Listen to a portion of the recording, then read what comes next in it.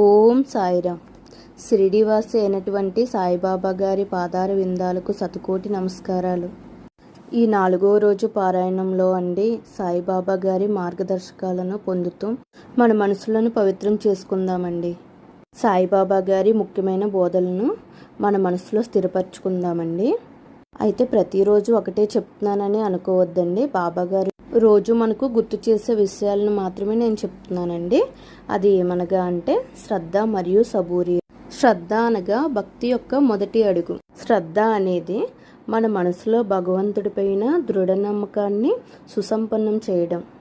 బాబా గారు చెప్పారండి ఒక భక్తుడితో ఇలా అని.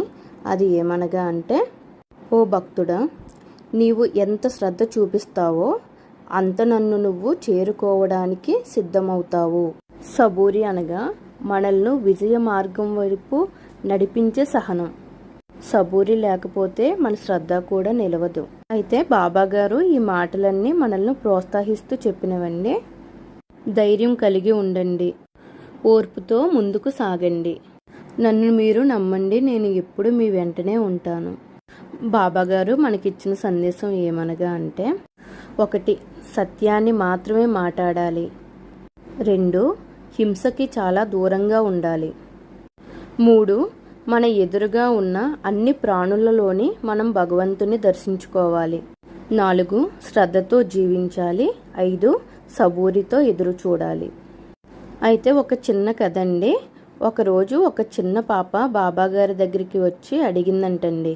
ఏమనగా బాబా, నన్ను మీరు ప్రేమిస్తున్నారా అని. అప్పుడు బాబా గారు చిన్నగా నవ్వుతూ ఇలా సమాధానం ఇచ్చారు. నా ప్రేమ కొలవలేని సముద్రం లాంటిది. అయితే నీవు నమ్మినంతసేపు నేను నిన్ను ప్రేమిస్తూనే ఉంటాను. శ్రద్ధతో నన్ను ప్రేమించు, సబూరితో నా దయ కోసం ఎదురు చూడు అని చెప్పారంటండి బాబా గారు. అయితే మనం ఈ విధంగా మన హృదయాలలో శ్రద్ధను వృద్ధి చేసుకుందాం. అలాగే మన ఆత్మలో సబూరిని ప్రగాఢం చేసుకుందాం. సాయిబాబా గారి మార్గంలో నడిచి శాంతిని, ఆనందాన్ని పొందుదాం. ఓం సాయిరామ్. ఓం సాయిరామ్. ఓం సాయిరామ్.